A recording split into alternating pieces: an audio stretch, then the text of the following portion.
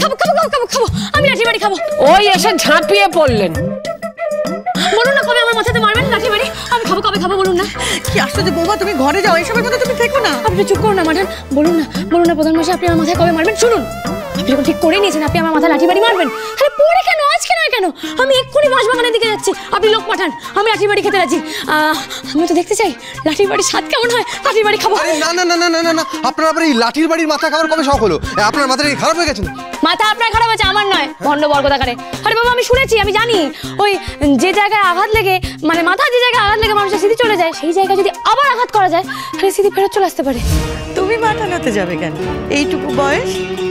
তুমি বরং সবার বৌঠান হবে।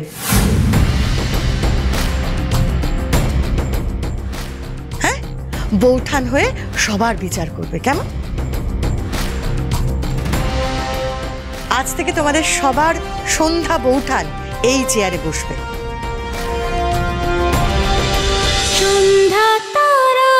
সন্ধ্যা তারা সোম থেকে রবি সন্ধ্যে 7:30টায় স্টার জলসায় ও ডিজনি প্লাস হটস্টারে।